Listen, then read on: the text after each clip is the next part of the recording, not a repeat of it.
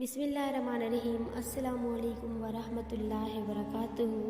آج کا ٹاپک لے کے آپ کی خدمت میں حاضر ہیں۔ آج ہم آپ کے ساتھ جس ٹاپک پہ بات کرنے لگے ہیں وہ ٹاپک ہے روٹی کی عزت اور اس کی فضیلت۔ رسول خدا سے منقول ہے کہ روٹی کی عزت کرو، کیونکہ عرش سے فرش تک بہت سے فرشتوں نے اور بہت سی زمین کے رہنے والوں نے کام کیا ہے جب تمہارے لیے روٹی تیار ہوئی ہے۔ بعد اس کے فرمایا کہ ایک دن حضرت دانیال ایک ملاح کے پاس آئے اور اسے ایک روٹی بطور اجرت دے کے کہا کہ مجھے دریا کے اس پار اتار دو۔ ملاح نے وہ روٹی ان کے سامنے لوگوں کے پاؤں میں اس طرح پھینک دی کہ وہ کچل گئی اور کہا میں اس روٹی کا کیا کروں؟ حضرت دانیال نے اپنا سر آسمان کی طرف بلند کیا اور عرض کی پروردگار عالم، تو نے دیکھا کہ اس شخص نے روٹی کے ساتھ کیا عمل کیا اور تو نے سنا کہ اس نے کیا کہا۔ خداوند عالم نے آسمان کو حکم دیا کہ مینہ برسائے اور زمین کو حکم دیا کہ گھاس نہ اگے، یہاں تک کہ لوگوں کی یہ نوبت پہنچ گئی کہ بھوک کے مارے ایک دوسرے کو کھانے لگے۔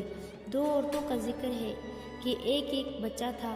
ایک نے دوسری سے کہا کہ آج میں اور تو مل کر بچے کو کھا لیں اور کل ہم دونوں تیرے بچے کو کھا لیں گے۔ جب دوسری عورت کے بچے کی باری آئی تو اس نے اپنے بچے کے کھانے سے انکار کر دیا۔ اس پر جھگڑا پیدا ہوا اور یہ قصہ حضرت دانیال کے سامنے پیش ہوا۔ حضرت دانیال نے دریافت کیا کہ اب لوگوں کی نوبت یہاں تک پہنچ گئی ہے تو عرض کیا جی ہاں۔ یہ سن کر حضرت دانیال نے آسمان کی طرف دعا کے لیے ہاتھ اٹھائے اور عرض کی، پروردگار اب پھر فضل کر اور رحمت نازل فرما اور بے گناہ بچوں پر اس ملاح کے قصور کے سبب عذاب نازل نہ کر۔ حق تعالیٰ نے آسمان کو حکم دیا کہ تو میری مخلوق کے لیے وہ نباتات پیدا کر جو اس مدت میں ان کو نہیں نصیب ہوئی، کیونکہ مجھ کو اس صغیر سن بچے کے سبب سے رحم آ گیا۔ اس کا مطلب یہاں پہ یہ بتایا جاتا ہے کہ ہمیں روٹی کی عزت کرنی چاہیے اور قدر کرنی چاہیے۔ اور ایک اور حدیث میں رسول خدا سے منقول ہے کہ جب ہم روزی کی قدر نہیں کرتے، نہ کھانے پینے کی قدر نہیں کرتے، تو اللہ تعالیٰ وہ روزی ہم سے لے کے کسی اور کو دے دیتا ہے، اور روزی ناراض ہو کے فریاد کرتی ہے کہ پروردگار تو نے مجھے ایسے شخص کو دیا جو کہ میری عزت نہیں کرتا۔ دوسری حدیث میں امام جعفر صادق علیہ السلام سے منقول ہے کہ تم روٹی کو سالن کے پیالے کے نیچے مت رکھو، اس سے بھی اس کی فضیلت کم ہوتی ہے۔ اکثر ہم کیا کرتے کہ گھر میں اگر کسی کو کھانا دے رہے ہوتے تو روٹی کے اوپر سالن رکھ کے دیتے، اس چیز سے بے حد ممانعت آئی ہے۔ دوسری حدیث میں فرمایا کہ روٹی کی عزت کرو۔ لوگوں نے دریافت کیا کہ روٹی کی عزت کیسے کریں؟ ارشاد فرمایا جب تمہارے سامنے روٹی آئے تو اسے کھانے لگو اور کسی چیز کا انتظار نہ کرو، روزی کو اپنا انتظار نہ کرو۔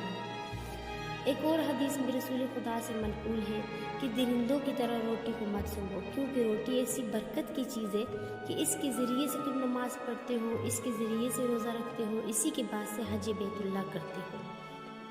لوگوں نے اس کا وضع کرنے کے لیے فرمایا کہ واضح کیجیے کہ اس کا کیا مطلب ہے۔ رسول خدا نے اس کو واضح کرتے ہوئے یہ فرمایا کہ جب تم کھانا کھاتے ہو تمہارے اندر تمہارے جسم میں طاقت پیدا ہوتی ہے، اسی سے تو ہم ہر کام کرتے ہیں۔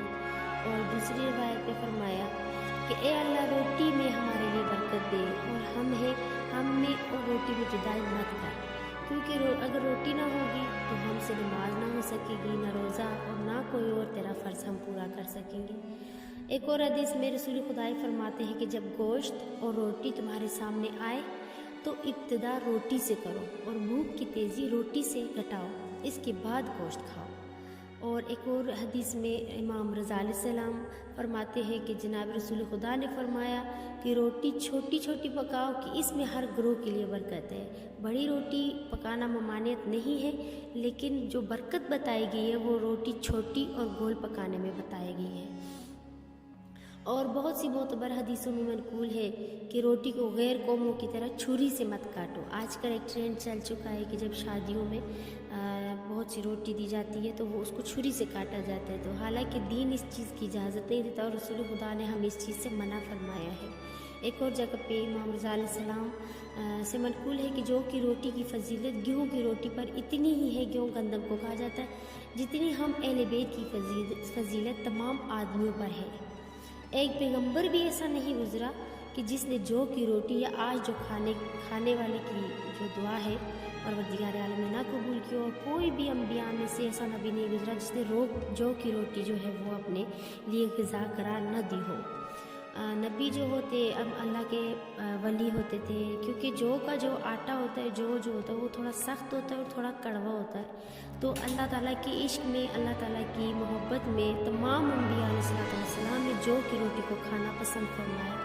اور اس لیے بھی بتایا جاتا ہے کہ آل محمد اور اہل بیت علیہ السلام نے تمام زندگی گزاری تو جو کی روٹی کھا کے زندگی گزاری۔ کیوں کہ جب ان سے پوچھا گیا کہ ہمیشہ جو کی روٹی ہی کیوں، تو مولا علی علیہ السلام نے ارشاد فرمایا کہ جس سے نبیوں سے خطا ہو جائے ایسی چیز ہم نہیں لیتے، کیونکہ اللہ نے ہم کو معصوم قرار دیا ہے۔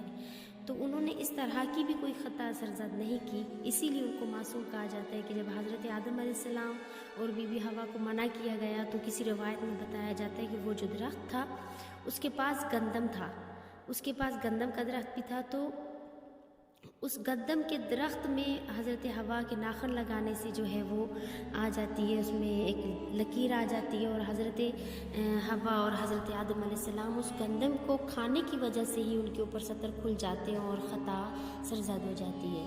اس سے ثابت یہ ہوتا ہے کہ ہمیں اپنی روزی کی، اللہ پاک کی دی ہوئی نعمتوں کی قدر کرنی چاہیے، بالخصوص آٹے کی روٹی کی قدر کرنی چاہیے کہ اللہ رب الجلال نے ہمارے لیے اس کو باعث برکت قرار دیا ہے، اور ہمارا جو جسم کی مشینری ہے، نظام ہے، وہ سارے کا سارا اس روٹی پہ منحصر ہے۔ اسی لیے ہمیں ایسی چیزوں کی قدر کرنی چاہیے کہ پروردگار عالم نے اس میں بے بہا ہمارے لیے حکمتیں چھپائی ہوئی